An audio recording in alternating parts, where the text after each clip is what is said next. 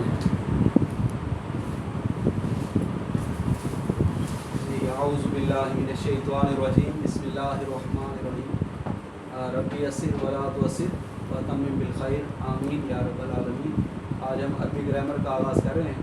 تو آسان عربی گرامر کتاب ہے جو ہم پڑھتے رہتے ہیں. تو حروف تہجی جسے ہم حروف الہجا بھی کہتے ہیں, حروف الہجا, اور الف با تا تا جیم ہا خا دال زال را, ان کو ہم حروف تہجی کہتے ہیں. جی یہ ہم آگے دیکھتے ہیں سر. یہ وہ کہہ رہے ہیں عربی زبان میں 28 حروف ہیں. اگر الف کو بھی شامل کر لیا جائے تو 29 بن جاتے ہیں. یہ حروف عربی زبان میں عربی زبان کی بنیاد ہے. ان سے الفاظ بنتے ہیں, انہی حروف سے الفاظ بنتے ہیں اور الفاظ سے جملے, جس کو لوگ ایک دوسرے سے بات چیت کے لیے استعمال کرتے رہتے ہیں. تو آگے ہے جی, لفظ کی دو قسمیں ہیں. ایک ہے کلمہ, دوسرا ہے محمل. لفظ کی دو قسمیں. محمل ایسا لفظ ہے جو بیکار ہے, یعنی جس میں کوئی معنی نہیں ہوتے. جیسے ہم کہتے ہیں چائے شائے, روٹی شوٹی. تو روٹی تو بمعنی لفظ ہے, شوٹی کیا ہے, شائے کیا ہے, پانی وانی, کپڑے وپڑے, کیلے شیلے کا ہیں. تو اس طرح سے یہ جو محمل ہے بیکار لفظ, اس کو ہم نے نہیں پڑھنا. ہم نے تو قرآن حکیم کی عربی پڑھنی ہے. ہم کلمہ کے بارے میں جو بمعنی لفظ ہیں ان کے بارے میں پڑھیں گے. کلمہ ہم انشاءاللہ اس کے بارے میں دیکھیں گے, کسی کے بارے میں ہم پڑھیں گے. تو کلمہ, کسی بمعنی لفظ کو کلمہ کہتے ہیں, کسی بھی میننگ فل بمعنی لفظ کو عربی میں کلمہ کہتے ہیں. کلمہ کے اجزاء, پارٹس آف اسپیچ کیا ہیں انگلش میں؟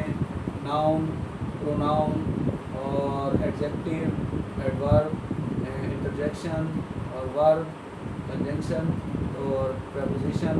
یہ سارے عربی میں ان کو, ناؤن کو, پروناؤن کو, ایڈجیکٹیو کو یا ایڈورب کو, انٹرجیکشن کو اسم کہتے ہیں. اور ورب یا فعل عمل اور زمانے کو ظاہر کرنے والا لفظ, جس میں کوئی زمانہ بھی پایا جائے. جیسے وہ گیا, جب وہ جاتا ہے یا جائے گا, تو جس میں کوئی زمانہ بھی پایا جائے, ماضی میں, حال میں یا مستقبل میں بات ہو رہی ہے, اسے ہم فعل کہتے ہیں یا ورب کہتے ہیں. اور اس کے بارے میں یہ بھی یہی کہتے ہیں کہ اس کو فعل کہتے ہیں. اور تیسری چیز ہے جی حرف. دو جملوں کو جوڑنے والا لفظ یا کسی ناؤن سے مل کر معنی ظاہر کرنے والا لفظ, یہ حرف کہلاتا ہے. تو کلمہ کی 3 اقسام ہیں, اسم, اور دوسری ہے فعل, ہم ان کی تعریف پڑھتے ہیں آگے مزید, اور تیسری ہے حرف. یہ 3 چیزیں ہم نے پڑھنی ہیں قرآن حکیم کی عربی کو سمجھنے کے لیے. اسم, ناؤن, فعل, ورب, حرف, پارٹیکل یا لیٹر. تو اسم کسی جگہ, کسی شخص, جنس یا اس کی صفت کا نام اسم کہلاتا ہے. کام کرنے کا مفہوم جس میں پایا جائے لیکن زمانہ نہ ہو. جیسے چلنا, کام کرنے کا مفہوم ہے چلنا, لیکن یہ نہیں کہا گیا کہ وہ چلتا ہے, کیوں چلنا, کیسے چلنا, وہ بس یہ چلنا ہے. کام کا مفہوم ہے زمانے سے پاک, تو یہ مصدر کہلاتے ہیں. جیسے سونا, جیسے کھانا, جیسے بھاگنا, دوڑنا, تو یہ سب اس طرح سے مصدر کہلاتے ہیں, اور مصدر اسم ہوتے ہیں.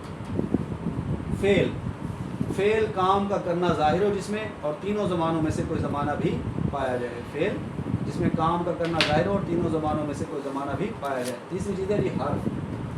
فعل کی مثال انہوں نے, جیسے وہ گیا, جیسے وہ گیا. اور حرف, حرف یعنی اپنا معنی خود سے جو ظاہر نہ کر سکے اکیلا, معنی کسی دوسرے کلمے سے مل کر اس کے ظاہر ہو, اس کے معنی کسی دوسرے کلمے سے مل کر ظاہر ہو. مثال کے طور پر جیسے ایک حرف ہے سے, جیسے ایک طرف, سے کو عربی میں مین کہتے ہیں, اور طرف, الا وغیرہ. تو یہ اپنا معنی خود بھی ظاہر کرتے ہیں. جب کسی ملتے ہیں تو اپنا معنی کو ظاہر کرتے ہیں. آگے ہم ان کی مثال پڑھیں گے. اسم کی مثال ہے مکہ تو, مکہ مکرمہ سعودی عرب میں ایک شہر کا نام ہے مکہ تو, مکہ شہر کا نام. حامدن کسی شخص کا نام. لبن دودھ جنس کا نام ہے, کسی چیز کا نام. فاسقن برا, بدکار, یہ ایک صفت ہے.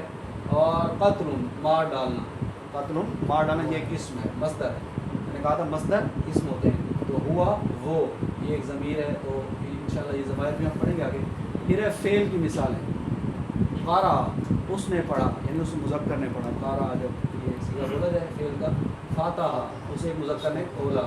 یکتب, وہ ایک مذکر لکھتا ہے یا لکھے گا.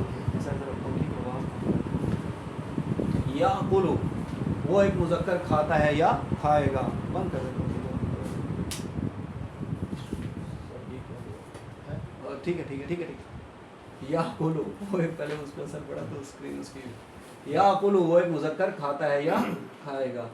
تو اذهب تو جا یہ فعل امر ہے. حرف کی مثال ہے من کا مطلب سے ایک حرف ہے, الہ کا مطلب تک, فی میں من المسجد مسجد سے, الی البیت گھر تک. اب یہ فی میں کسی سے لگے گا تو اپنا معنی پوری طرح بات کو واضح کرے گا. من سے ہم من کرتے رہے کیا سے لیکن ہم نے کہا من المسجدی تو بات واضح ہوئی مسجد سے, الی البیتی گھر کی طرف. تو یہ اپنا معنی واضح کرنے کے لیے کسی کے دوسرے اسم کے محتاج ہوتے ہیں. فی المدرستی مدرسے میں, سکول میں, مدرسہ سکول کو کہتے ہیں. جی حرکات اور اعراب. تو حرکات زیر زبر پیش کو تنوین کو حرکات کہتے ہیں. حرکات زیر کسی حرف پر ہو, زبر ہو, پیش ہو, دو زبر ہوں, دو زیر ہوں, یا تنوین جس کو ہم تنوین کہتے ہیں, ان کو حرکات کہتے ہیں. اعراب کیا ہے؟ کسی لفظ کے آخری حرف کی حرکت کو اعراب کہتے ہیں. کسی لفظ کی آخری حرف کی حرکت کو اعراب کہتے ہیں. مثال کے طور پر ایک لفظ یہ شو کر رہا ہے الکتابو. الکتابو یہ الف میں جو زبر ہے یہ اس کی حرکت ہے, ٹھیک ہے. یہ کاف کے نیچے جو زیر ہے یہ اس کی حرکت ہے. تا پر جو زبر ہے یہ اس کی حرکت ہے. اور جو با ہے آخری حرف کیا ہے اس اسم کا؟ با. با پر جو حرکت ہے زبر ہو, زیر ہو, پیش ہو, یہ اس کا اعراب ہے. یہ اس کا اعراب ہے, ٹھیک ہے جی. لکھا ہوا بھی آگے یہ اس کا اعراب ہے. بولا نہیں جائے گا, یہ بولا جائے گا. یہ اعراب یہ کہلاتے ہیں, یہ حرکات کہلاتی ہیں. صحیح ہے. یہ اعراب کہلاتے ہیں. اگر کہا جائے کہ اعراب لگائیں تو ہم نے آخری حرف پر جو زبر, زیر, پیش جو بھی ہاں اسے پڑھیں گے تو اس کو اعراب کہیں گے. ان کو اعراب کہیں گے, ان کو حرکات کہیں گے, ٹھیک ہے جی. اور اس کو سکون کی علامت کہتے ہیں. اس کو سکون کہتے ہیں. اس طرح جس پہ لام پہ یہ سکون ہے یا جزم کہتے ہیں. زیر زبر پیش کو عربی میں بالترتیب کسرہ, فتحہ اور ضمہ کہتے ہیں. زیر کو کسرہ کہتے ہیں, زبر کو فتحہ کہتے ہیں, اور پیش کو ضمہ کہتے ہیں, ٹھیک ہے جی. پھر ہے جی دو زیر, دو زبر, دو پیش کو عربی میں سے ان میں سے ہر ایک کو تنوین کہتے ہیں. دو زبر ہوں, دو زیر ہوں, دو پیش ہوں, ان کو عربی میں تنوین کہتے ہیں. تو اس تنوین کے لیے بھی لفظ کسرہ استعمال ہوگا, کسرہ تنوین, جی فتح تنوین, ضمہ تنوین. نہیں, ان کو بس تنوین کہتے ہیں. ابھی میرے علم میں نہیں ہے, آگے آئے گا. جس حرف پر تنوین ہو اسے منون کہتے ہیں. جس حرف پر جی جس حرف پر حرکت ہو اسے متحرک کہتے ہیں. اور جیسے مسجدوں میں میم اور جیم متحرک ہیں, دال منون ہے. الف اور حمزے کا فرق 28 ہے یا 29 ہے. ہم نے کہا تھا الف کی وجہ سے فرق پڑتا ہے.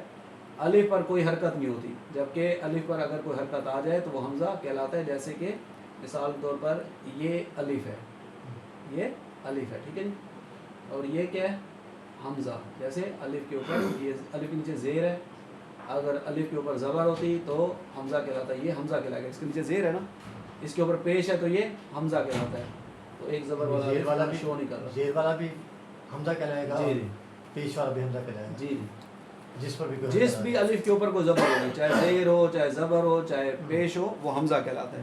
جس پر کوئی حرکت نہیں ہوتی وہ الف کہلاتا ہے. اس کے لکھنے کا ایک اور طریقہ بھی ہے, جیسے کہ یہ یا کے اوپر اس طرح حمزہ لکھا ہوا جاتا ہے, یہ حمزہ, ٹھیک ہے. اور واو کے اوپر بھی حمزہ, یہ واو پر یہ حمزہ. یا اور واو الف کی کرسی کہلاتی ہیں. یا اور واو کو اس طرح سے الف کی یا حمزہ کی کرسی کہتے ہیں.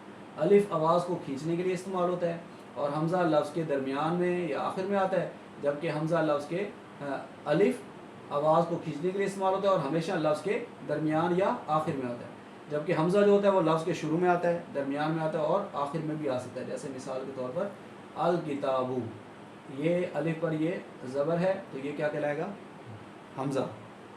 حمزہ کہلائے گا نا الف پر جو زبر ہے, جس کی حرکت ہو پھر حمزہ کہلائے گا. جی. اور یہ والا الف کیا کہلائے گا؟ اس پر کوئی حرکت نہیں ہے, یہ الف کہلائے گا, کیونکہ اس پر نہ زبر ہے, نہ زیر ہے, نہ پیش ہے. جیسے ہما, یہ والا الف کیا کہلائے گا؟ اس پر نہ زبر ہے, نہ زیر ہے, نہ پیش ہے. لکھنے میں ہے ہما, یہ الف کہلائے گا. یہ والا الف پر زبر ہے تو یہ کیا کہلائے گا؟ حمزہ کہلائے گا. تو یہی وہ کہہ رہے ہیں کہ جس الف پر زبر زیر پیش ہوگی وہ حمزہ کہلائے گا, جس پر کوئی حرکت نہیں ہوگی وہ الف کہلائے گا. ہم یہ انشاءاللہ روزانہ دہراتے رہیں کہ یہ باتیں تو بار بار کو کھینچنے کے لیے استعمال ہوگا. جی. اور حمزہ جو ہے وہ الف کھینچنے کے لیے, ہاں الف آواز کو ایک کھینچنے کے لیے, ایک زبر کے برابر کھینچنے کے لیے استعمال ہوگا.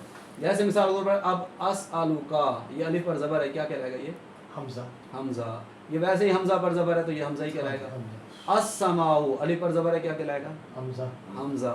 अस्समाउ में ये वाला अलिफ जो है ये क्या ये कहलाएगा? वाला अलिफ। ये वाला अलिफ कहलाएगा। इस पर कोई, ये वैसे ही हमजा है, जी ठीक है जी।